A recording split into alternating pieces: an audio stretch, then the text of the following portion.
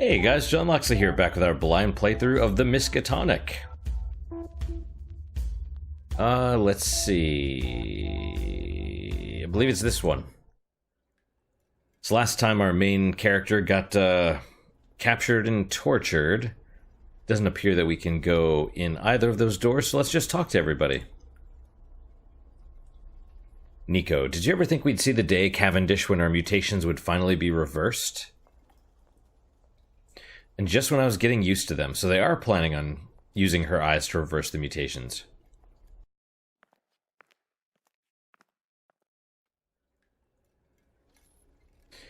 What happens after this is all over? If it's successful, how do we spread ourselves across America? The girl will come around, don't you worry. We just need one outsider, and she's perfect. What does that even mean?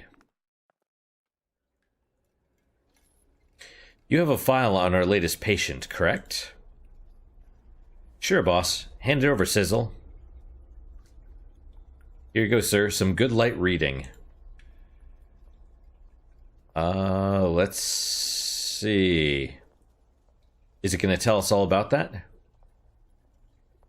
Miskatonic Psychological Evaluation Summation. Charlotte Effett Lestrange. Height 5'6", age 22. Hair, black. Eyes, weird.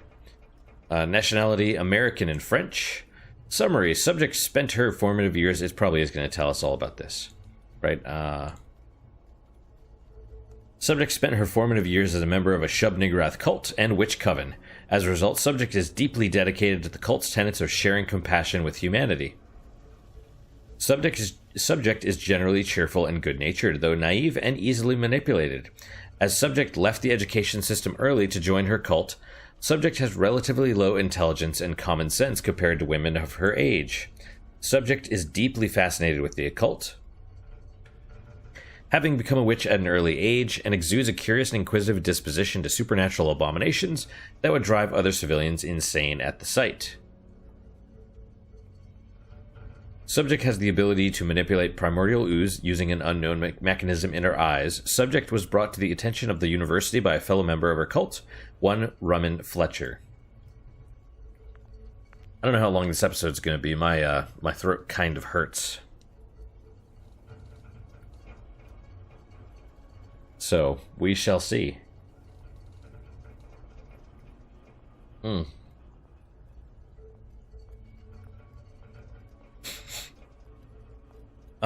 Let's talk to her. Wow, everyone's down here. The math department's scuttling around in the waiting room, the literature guy's poking through the medical supply closets. Even the geography classes are walking around on the ceiling.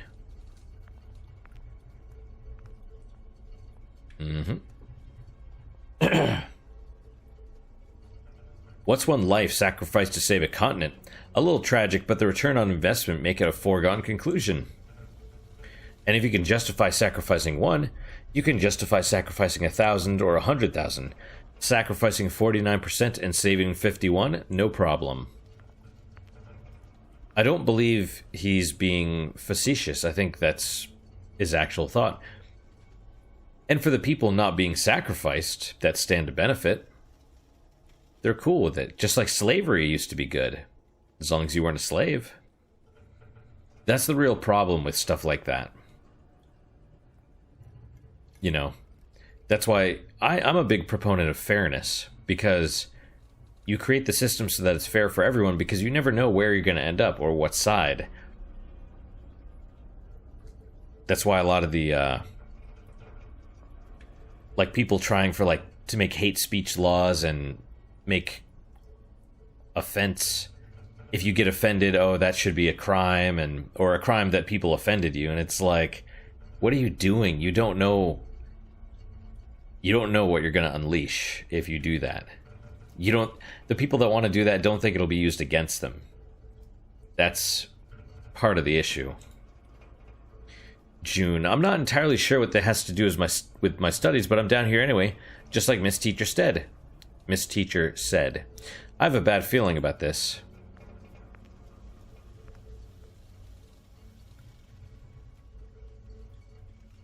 Mimi, why did she get the eyes? What a waste of a fantastic mutation. What, jealous? She gets to be the martyr of humanity and you're stuck with sausages growing out of your back? The file, please. Let's see, is this... History, age 3. Subject sneezes, reveals her black eyes. Parents forget subject's middle name, renamed F it. I get it. F it. Age 5. Subject attends school, tests poorly, often found socializing with mutated children, inquiring about their disabilities. Age 8. Subject displays natural affinity for the occult. Seems not distressed by knowledge of monsters or entities. Age 9. Subject is taken out of school to become a cultist in the Chesuncook Witch Oven. Den mother, informed of her abilities, reminded to keep Coven's affiliation with the Miskatonic a secret. Interesting. Fully indoctrinated, age 15. Fully indoctrinated by the cult's ideologies of spreading peace and harmony, Den mother informs the university that the training of her eyes is going poorly. Interesting. So this was all a setup from the beginning. Fair enough. Yeah, it's interesting too. It's like those that are running the cult are using... They're hypocrites, right? They're not practicing what they're preaching. They're utilizing... It's like the whole useful idiots thing. It's like, we're going to use you to do this thing that we want, right?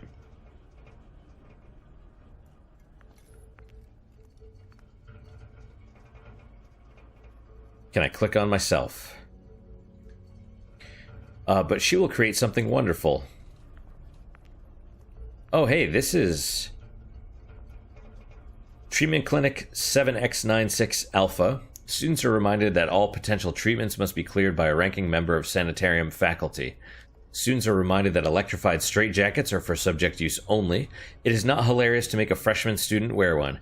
It is even more not hilarious to make a freshman student wear 3. I see.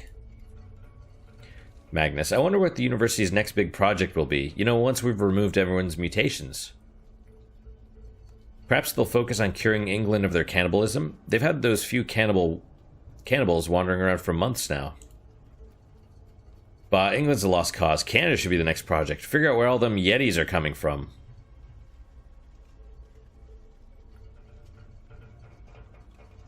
Don't know.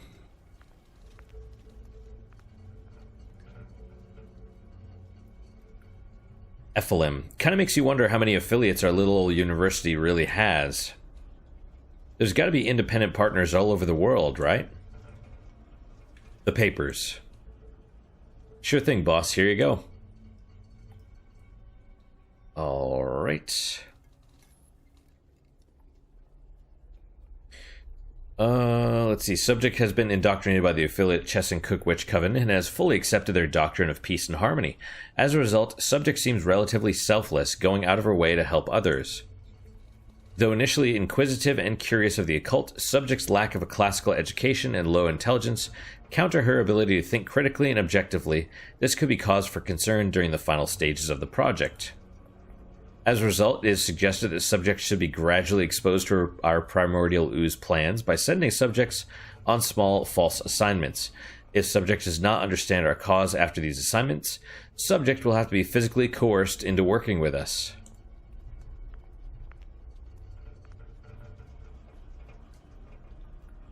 And Rumman's cool with that, I guess. And in their hubris, they'll want to keep it for themselves. I don't even know what he's talking about. Waiting room 02Q7. Visitors are reminded that sanitarium patients are considered violent and dangerous, potentially to the entire planet. As a result, the waiting room you are currently inhabiting is largely considered a government nicety, as there's absolutely no reason to actually visit anyone interned in this facility. We have no idea who we're talking to right now. Okay. Nathaniel, it'll be nice to finally be rid of these mutations, huh? I'm guessing it does not succeed. I mean, clearly. But how do they even plan on doing it? She can't control the ooze. Tell me about it. Can't wait to have flesh again. Still, it's gotta be nice to know your mutations helped with the big plan, right? Did they? And what about her? Like, she's not gonna regrow her arms. I can't wait to finally be inside her. I hope it's as warm and comfortable as she says it will be. This is weird. I don't know what they're talking about. Thirst. Before we go in there, remember, torture didn't work. We need to be compassionate. She'll come around once we explain what we're doing here. Oh, yes. I believe I have something that will convince her. Oh, so we finally get to see under his robe. What is that? Liquid compassion. Somehow I doubt that.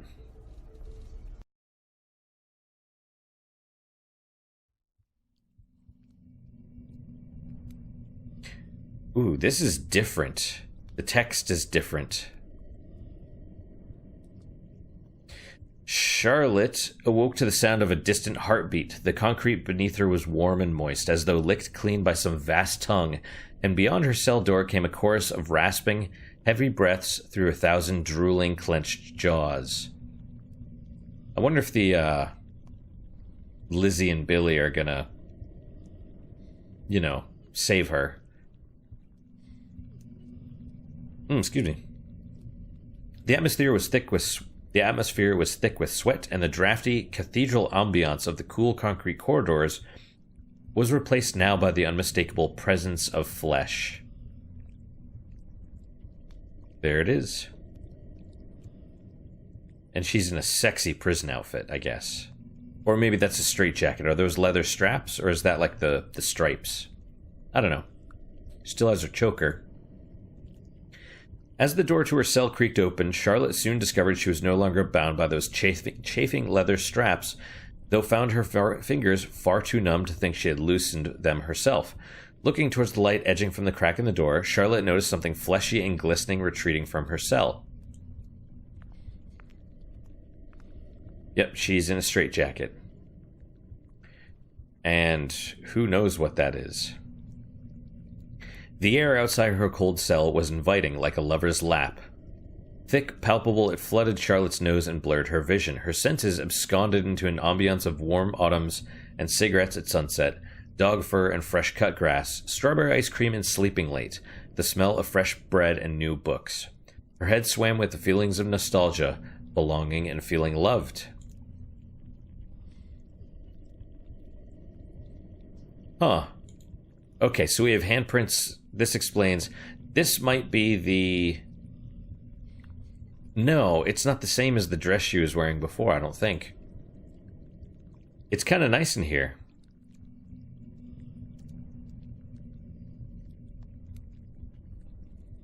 I'm moving. Oh, okay, so I cannot click on anything except the doorway. Well, we'll do that. And more flesh. Is this the sanitarium? I feel like it's probably not. The writhing tendrils painted comforting scenes of seaside villages, quiet bars, log fires warming countryside cottages, and morning rains. Charlotte felt at home, more than she ever had before. An intoxicating, addictive feeling of belonging, of being wanted and cherished and loved. And it didn't make sense, but Charlotte was home and everything was going to be okay.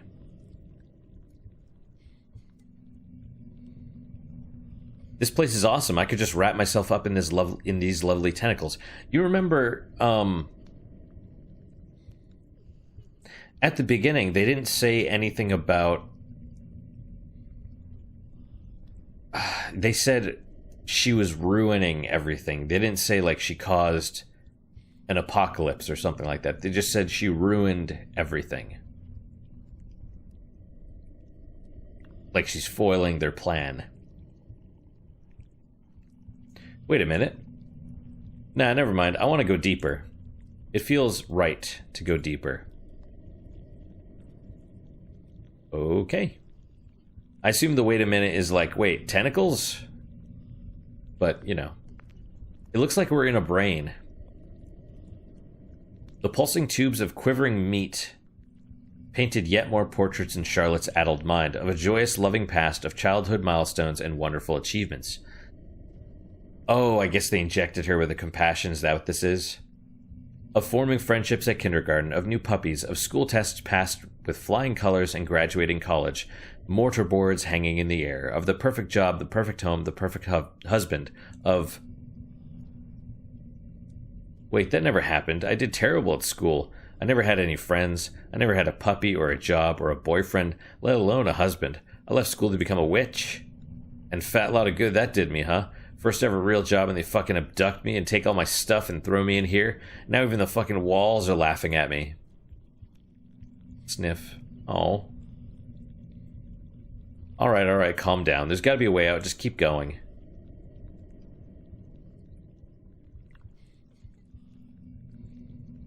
But now we have faces and stuff. Oh, well, there's boobs. Okay, I'm gonna have to cover that up.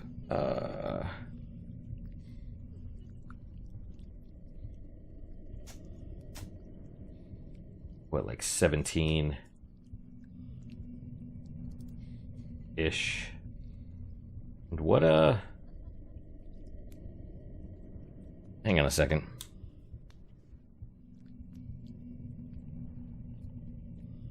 I don't think you can see this. That's good. All right, let's see. Source.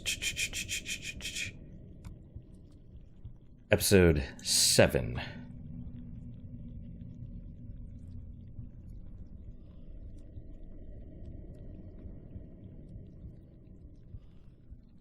Okay, well, nice boobs. Weird, creepy faces all over.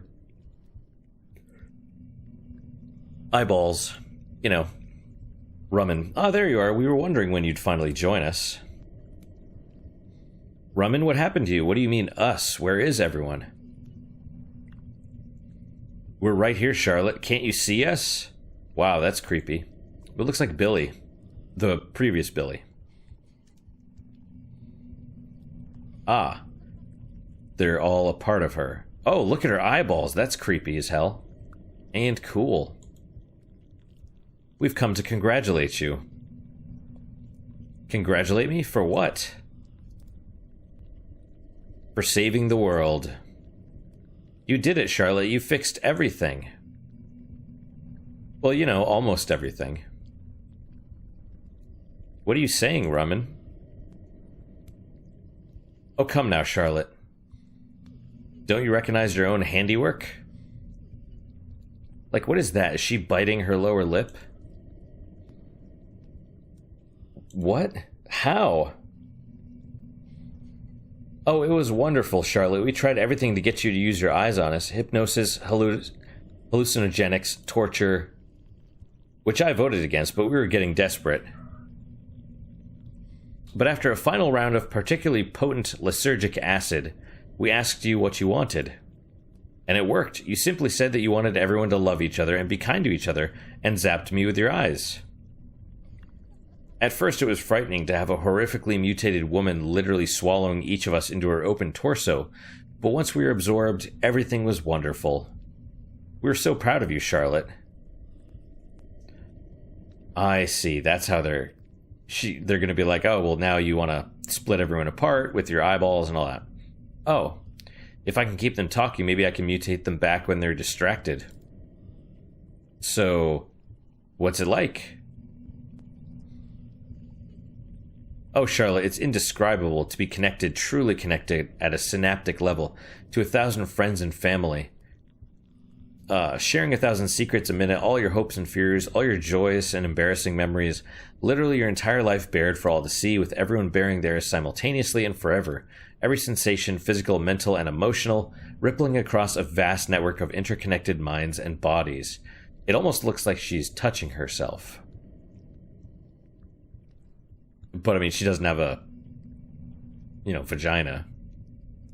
I mean, maybe she does. I don't know. To be separate is to be alone, to live alone and die alone, with only a hampered language and fleeting contact to convey your thoughts and emotions. To be connected is to be a part of a living heaven. I assume that's why the Borg became the way they are in Star Trek. You know, loneliness. I mean, partly. Did you know the passage of time is dictated subconsciously by the human mind? That the duration of a minute can be squeezed to a second or stretched to a decade? That's why drowning sailors see their entire lives flash before their eyes, or the Mazatec shamans spend years exploring their minds during 15-minute doses of Salvia divinorum. In the 12 hours it took you to recover, we have spent a septillion years laughing at awkward memories, weeping together at past tragedies, bathing in coital bliss. I guess it would be a giant orgy. Huh, that actually sounds pretty rad. But why are you not just a warped face on a mass of bruised meat rummin like everyone else? Well, we needed a face for the rest of the plan, and between the emotional orgies and the, actual orgies, we had a little debate, and we decided that I was the most goddessy. Goddess-ish. The one that looks most like a goddess. Well, she has the body for it, I suppose. I mean, the upper torso, not the lower torso. I guess that makes sense. Wait, what plan? Expansion, of course.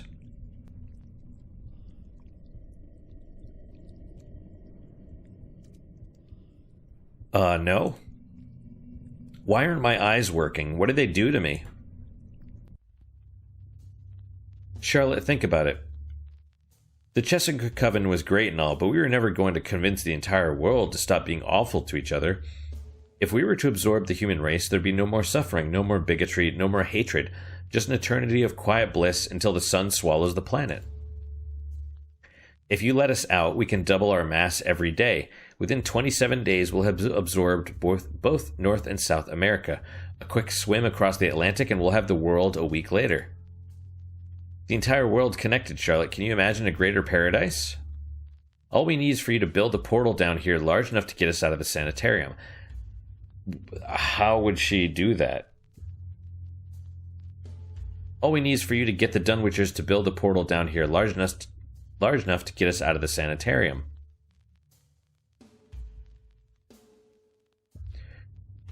I don't really understand why if they're together, why they can't just leave. We're not as squishy as we thought we'd be. Slightly too much bone in here. Can't fit through the exits into the Miskatonic's underground tunnel network. Can't they just grow? But what if they don't want to be absorbed? I mean, I'm literally your first customer and I'm not feeling the sales pitch.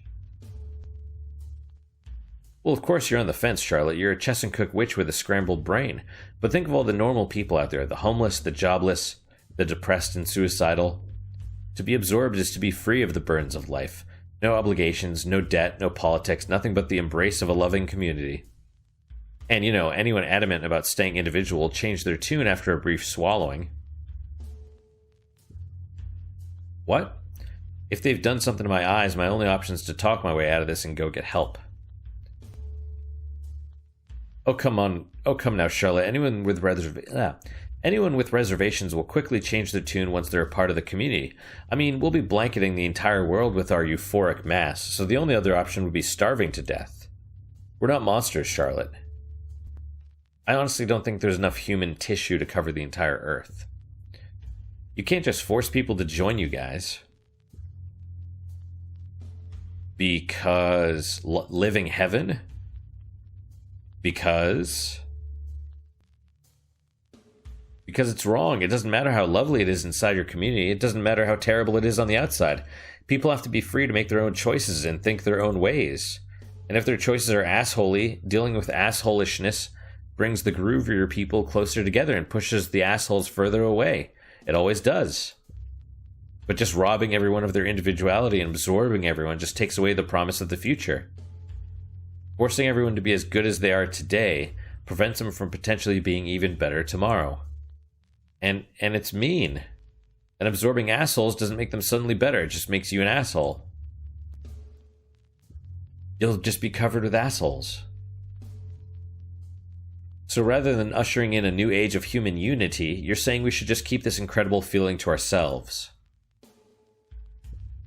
I mean, yeah, wouldn't that be better? To not have strangers swimming around inside you or whatever?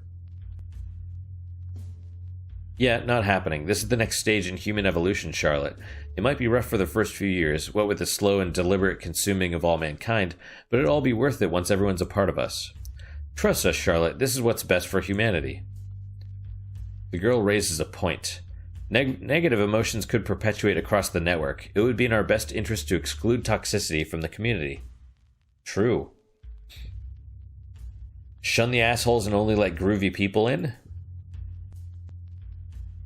Sounds familiar. Exclude ourselves. Let those that wish to seek us out join our community. Hey, now there's an idea. How about this, Charlotte? You let a few people know that the university is now a gateway to a living heaven. Get the rumor started, and anyone that wants to shed the responsibilities of life can come down here and, decide for themselves if they want to join us. So you'll just stay here, not bust out and swallow the whole world? Nah, you were right. If we force the world to conform to our standards, we're only going to get more and more toxic. And if we're going to save the world, we can't become the douchebags that we're trying to save it from. Yeah, exactly. Besides, as word gets out that heaven is real and hidden under the basement of the Miskatonic, people will flock to be absorbed anyway. We will swallow the world, albeit at a slightly slower pace. Those we deem toxic can be left outside, alone, until they adjust their behavior. Yeah, sure, as long as they're not forcing folks. Wait, where'd you say we are? Under the university, the in-house sanitarium. Huh. Guess that's better than renting, huh? So, I'll come visit sometime, I guess.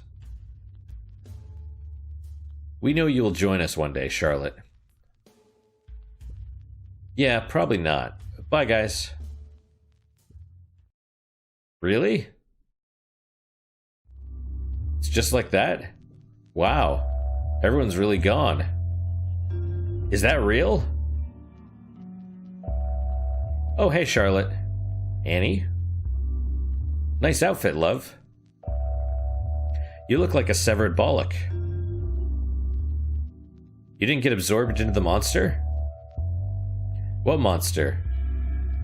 The monster the rest of the staff turned into. The thing in the basement they call the next stage in human evolution? The vast network community of like-minded individuals that want to absorb the entire world into their mass as some terrible act of philanthropy? The thing that was worth experimenting on me for? The thing my friend betrayed me to become? You know, that thing? No, they only really tell me the lunch menu for the day. So you turned the staff into monsters? Can I see? Just one big monster, and I don't think I want to ever go back downstairs. I don't know what to do. Oh, okay, sweets.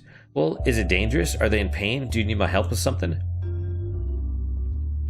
Well, no. They seem super into it, actually. And they told me they're not gonna, break out and absorb everyone on Earth. And they let me go, so I guess they weren't lying. Then how about you take a minute to breathe and come rest your weary noggin? Yeah, you're right.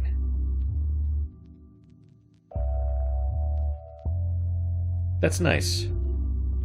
See? What is this? Oh, that's her hair. I barely knew anything about anyone. Tell me about yourself. Well, I was born in London, but we moved out to the West Country because Dad wanted to be a farmer. He was an accountant. My mom looked after me and my brother. Turns out the only thing Dad could grow was carrots, so me and my brother would spend all day up the market selling carrots for, real food. I remember when I brought home my first girlfriend, my dad was so psyched that I was into girls. Every father's dream. He tore out every carrot in the garden and made the whole family this giant stew, this bright orange sludge. Best thing I ever ate. So when did you become a cannibal? Then the cannibalism started spreading from London, there you go. Feral folks started showing up and we all joined in, of course. Suddenly people didn't want carrots anymore. Don't know why, they went great with man steak. One day some American bloke puts up a notice on the town's bulletin board, promises money for test subjects to come to Massachusetts. I just wanted to collect my earnings and go home, but my brother is such a big fucker they went and hired him as a monster hunter. Oh, so Crazy Eddie's her brother. What's a feral folk? People that just ate too much people. There's the normal lads that just sort of enjoy the chaos, go to the pub, cheese and onion crisps, shag the landlord's boy, quick murder on the slog home, barbecue tomorrow if the weather is good for it. And then the ferals say, bugger the pub, let's just perch outside and wait for the first dozy sod who wanders out for a piss and tear him to pieces. Know what I mean? Cannibal apocalypse and there's still pubs? How else are you going to enjoy it? So what are the requirements for becoming a witchy poo? Am I allowed in? Well, you need to be brainwashed into thinking that the world is fundamentally broken, and you and your coven are the only people who can fix it. And chicken soup. Chicken soup? You spend all night out in the rain dancing around in the naked, you're going to want a lot of chicken soup. If you can come up with a unique recipe, you're in. Toes. Huh? Chicken and toes soup. Suck the toe meat off like chicken wings. Like hum num num. Yeah, that's definitely a unique recipe. Meet me at midnight for your complimentary artificial sense of belonging and frostbitten ass. So now that you've saved the day, are you going to go back to your coven? Kiss some frogs? That's princesses. And I wouldn't call merging the entire university into a giant tentacle monster with my eyes saving the day. Is that what she did, though?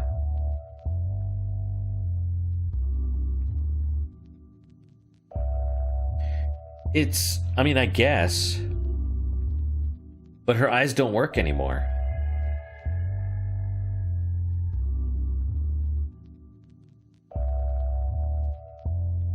I'm a little confused. It's like, oh, I'm gonna do this, and then it takes place, and then the story jumps to after whatever happened.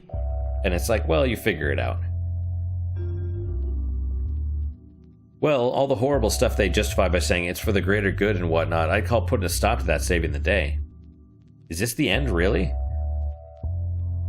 It's just lucky I talked them out of busting out of the university and absorbing everyone, and they only stopped out of self-interest, keeping out toxicity or whatever.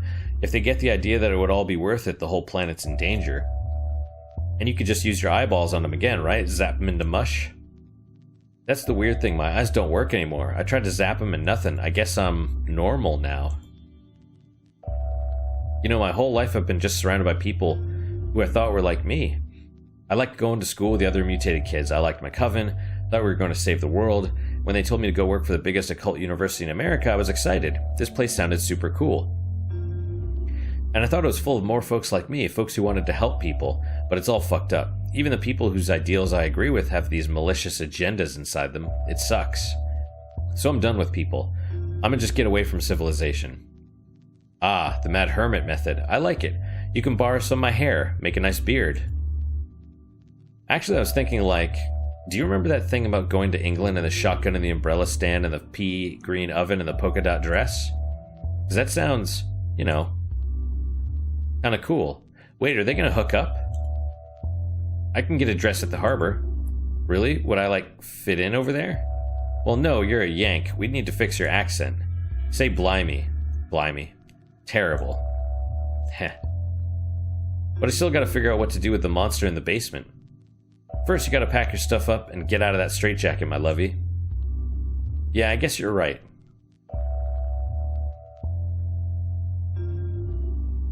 So, okay, yeah, so she got out of the straitjacket, she's wearing the weird clothes now. And then Annie's gonna force her into getting a bath, I guess. That's probably why she's wearing the dress. I kinda can't believe we're doing this. I'm kinda, like, nervous, you know? I've never been outside New England, and now I'm going to Old England. Bloody. Bloody bugger. Bloody arse bugger biscuits. Am I doing it? Well, you got the topics down. Eee! Aren't you gonna get ready too? Well, let's see. Shirt. Yep, I'm ready. You're also wearing shorts. Huh, what do you know? Well, we're probably gonna need some cash dollars at some point. Boat tickets, lunches, stuff like that. Plus, if I'm going to be Charlotte Lestrange, human girl, I'm going to need some non-witchy stuff, jeans and whatnot. I don't understand why her eyes don't work anymore either. I'll snag a few paychecks on the way out. It's not like anyone here will need them. Don't remind me. I need a brain scrub after what happened in the basement. Hopefully being a million miles away will help. You said they were super into it, plus you got to save the world and all that bollocks. Guilt-free transaction in my book.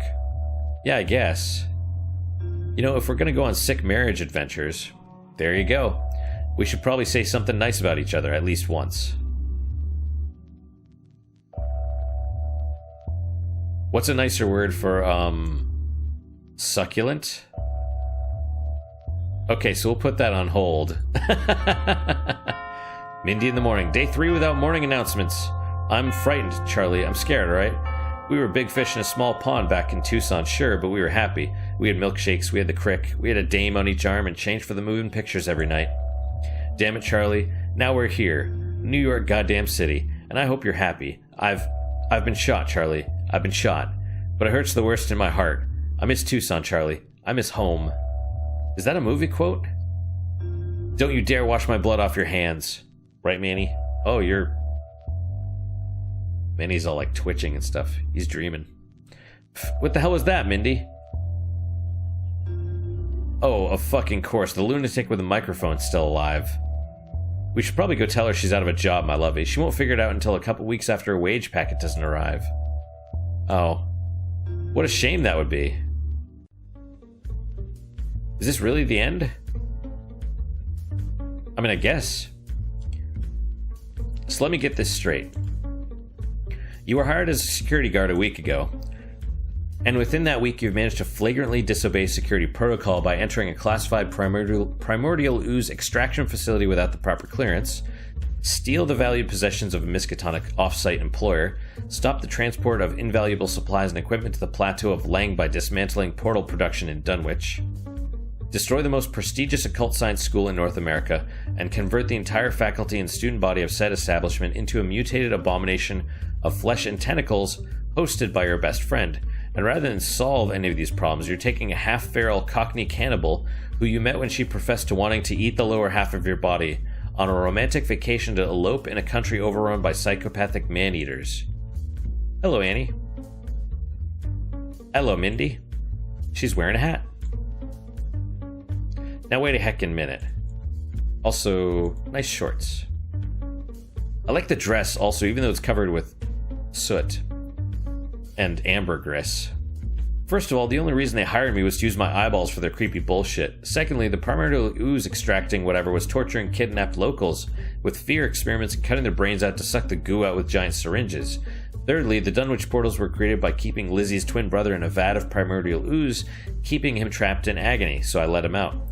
The monster in the basement, which by the way is a fucking sanitarium for performing experiments on nutty folks, was a result of them using my ooze warp and eyeballs, and it worked just the way they wanted it to. And I only took that dead Randy stuff because the deep one it all belonged to finally escaped that horrible place.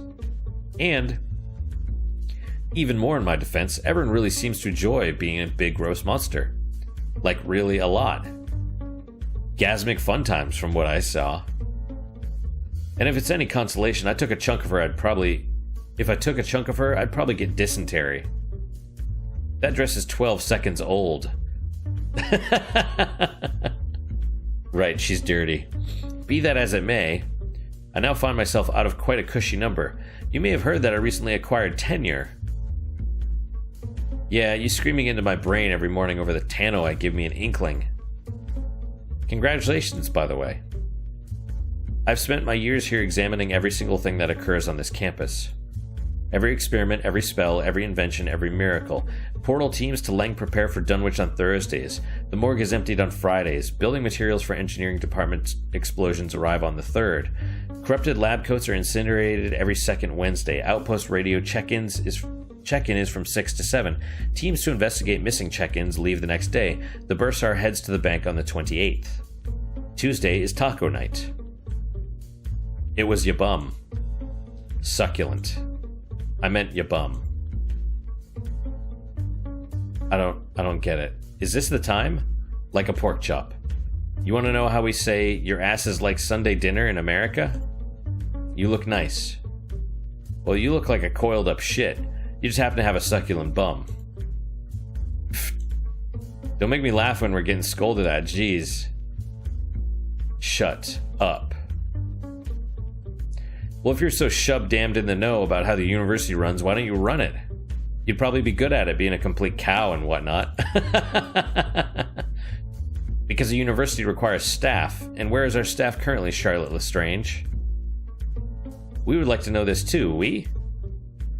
Oh, they're back.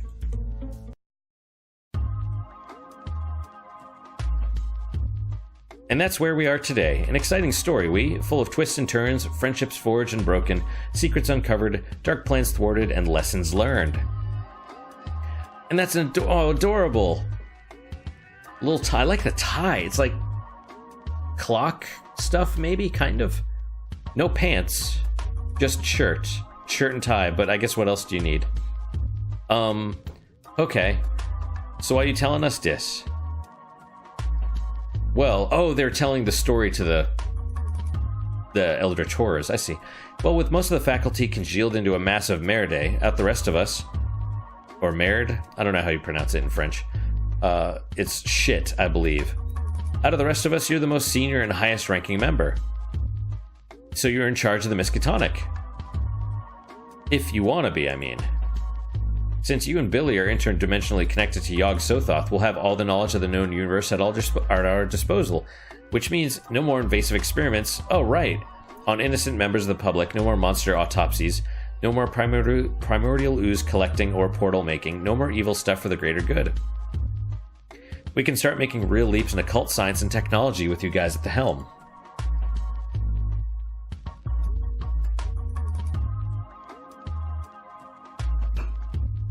Clith 1 Tick Tick Rin Glurqui Orn Photographer Mech Yog-Sothoth Glurqui Kvantik Sasign Kernan Yog-Sothoth Kibblor Massive Dick Ass Sup Pin Rin Kibblor Epset Zoms Ngrat.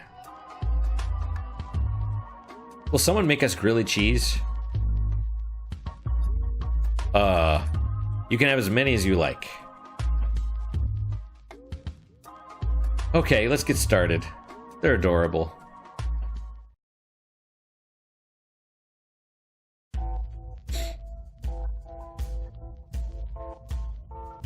The Miskatonic. Art and story by Jack Kalis. There you go. So this is the end, guys. It was all right.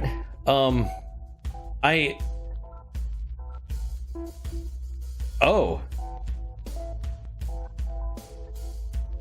Who are these like the Kickstarter backers? The Kickstarter backers were actually put into the or maybe they just each got to create a character. Well, if you're a Kickstarter backer, there you go. There's your name and stuff. Excuse me. I liked it. Realistically speaking, I gotta pick you up, Manny. You're heavy. My leg hurts. Oh, don't go anywhere. Don't go anywhere. I'm gonna hold you. Oh, so cute. Oh, man, my leg hurts a little bit. And there's Manny.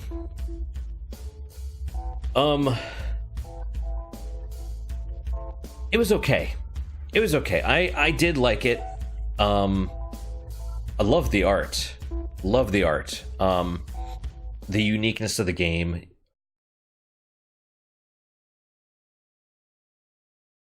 Just as I thought. Ah, there you are. We were under the impression you would join us. And I was under the impression you would join the world. Oh, so he was trying to get them to take over the world? We thought better of it. A selection process was devised to keep toxic elements out of the community. Charlotte will inform the world that we are heaven, and those wanting to join us must be worthy. Yes, I'm entirely sure she will. Or perhaps she'll leave you down here and run off with her sharp-toothed gorilla companion. What? Why would she do that? Possibly because she sees you as a repugnant mass of flesh, with the sort of ideals one should lock in a basement. Possibly. We are heaven. To deny the world of us would be to deny an eternity of bliss for all mankind. She would bear the greatest crime against humanity in history on her shoulders. It seems like she's fine with that. Then you, Thirst, must make the Dunwitchers release us. Oh, I have no power over them. They listen to the little one, and the little one listens to the girl. But I have an idea of my own. We don't need your ideas, Thirst. Just get us out and tell the world that we're here. Our selection process will do the rest.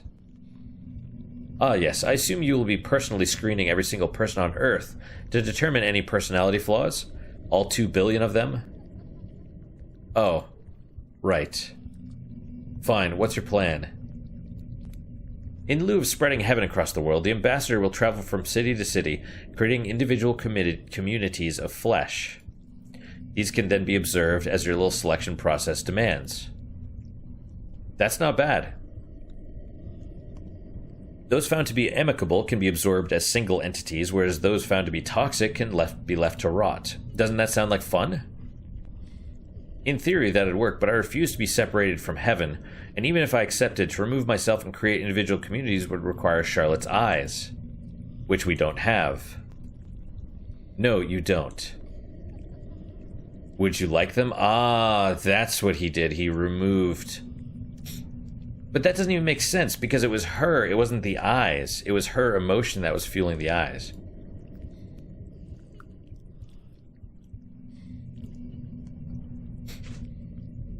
At last, how do you feel?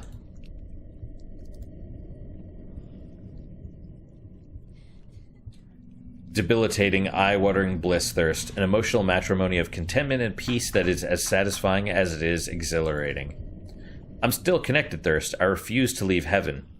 I just wonder if this is going to work. That is the strange thing about humans. Like-minded individuals always converge to share their common interest, only to attempt to outdo each other's knowledge or passion for any given subject, which leads to mild thoughts becoming extreme righteous causes and a sense of elitism and hostility towards outsiders. Unfortunately, that sounds about right. What are the hells of religion, or the far wings of politics, if not sensible ideas rotting in the convergences of human minds? Have you heard a European talk about their football? Fair enough. Trust me, you humans are incredibly predictable. You'll jump at the chance to be connected into a vast neural community. The only thing to fear is that you'll find a way to ruin it. Are you ready to go?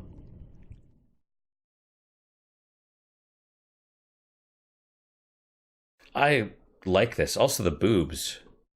I'm a fan of boobs, what can I say? Sure, where to? The Miskatonic. Is this the real end? Yes, it is. Alright, well guys, that is it for today. Thank you guys so much for your time and attention. I really do appreciate it. Let's talk about the game real fast. Good art, good music, story needs work. It's not that the story is bad, it's that it...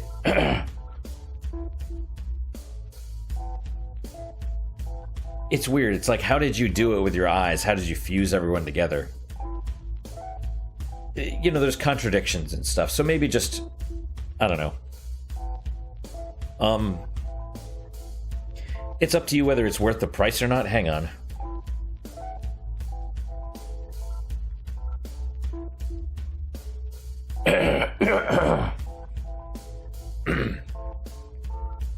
So, excuse me, by the way. So normally it's $6. Probably takes 3 hours, maybe depending on how fast you read, if you want to click on everything or not. 2 to 4 hours, whatever. I would say the art alone is almost worth it, to be honest. Because, like, how much is a comic book? You know?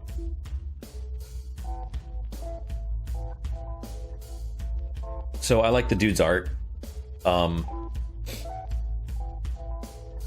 Yeah, it's not bad. Is it? I wouldn't have paid $6 for it. I mean, this game would typically fall for me under the $1 an hour price range in my mind. But I got it for like $1, so I feel like I got my money's worth, and I hope you guys got your time worth. If you do like it, if you liked it, then by all means go out and support Jack Kalis by purchasing the game, and maybe wait for a sale though. But regardless,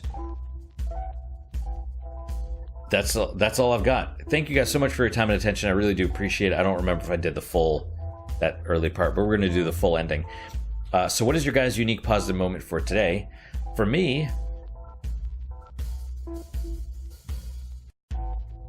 I mean, I guess I'll cheap out again and just say the ending of the game.